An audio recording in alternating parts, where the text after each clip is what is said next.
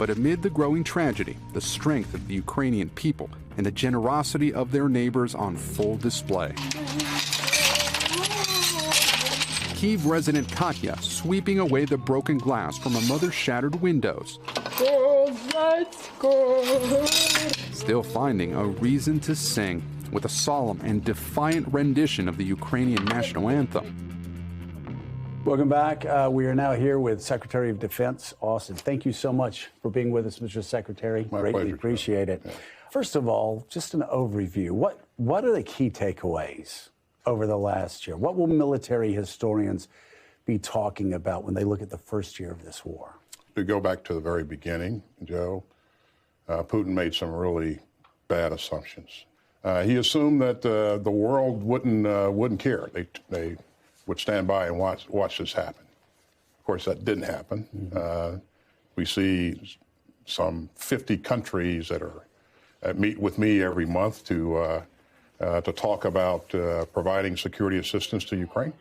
It's remarkable how quickly you stood up this group after the war began, ministers of defense from across the world. We stood up what we call the Ukraine Defense Contact Group.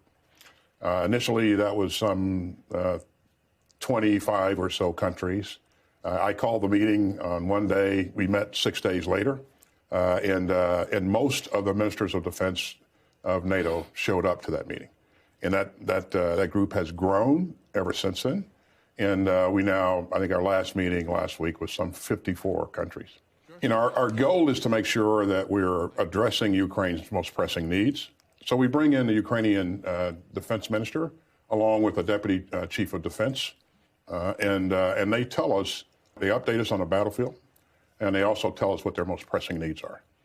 And sometimes it's not as simple as saying country A has weapons that they're going to get to Ukraine. That's exactly right, Joe. In some cases, countries want to provide assistance, but their rules, in their home country won't allow that to happen. But they can give it to a third country who can then provide it to Ukraine. We can facilitate, that process. We can provide transportation, but as always is the case, we can't do enough fast enough. And our focus has been to meet Ukraine's most pressing needs. And so, as we pull these pieces together, I think the Ukrainians are going to have a pretty good capability by the time that they look to launch their next offensive operation there. And our goal is to make sure that they have the best opportunity to be successful, Joe. Talk about how we train our NCOs to go out with a mission and think on their feet and be innovative, whereas the Russians, we've seen a top-down structure just utterly fail. Can you talk about the difference that makes every day on the battlefield? It makes a significant difference, Joe. And they are a key piece of what makes us successful. They lead from the front, which is what we expect our NCOs to do. That's how we train them to operate.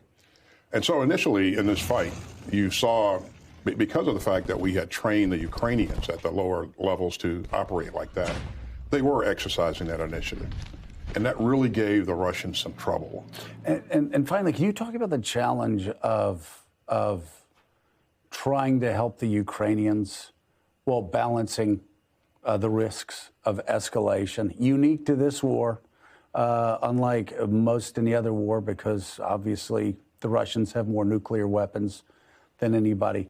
It's important to make sure that we keep potential escalation in mind, but we also need to keep in mind the fact that Ukrainians got to have what they need to be successful. Right, and that means we don't bow to nuclear blackmail from Vladimir Putin. I think that kind of rhetoric, that kind of behavior, Joe, is really, really irresponsible. You may have heard me say that before. I think nuclear powers need to be thoughtful about what they say, and saber rattling, it will not help anything. It will only make matters much, much worse. So I would caution all parties to stay away from that kind of talks. All right, Mr. Secretary, thank you so much. Let me just say in closing, roll tide. War Eagle. I knew you'd say it. Yes, sir. And of course, we'll keep following this vital story as we enter year 2 of the war. I'm Joe Scarborough. Thank you so much for watching.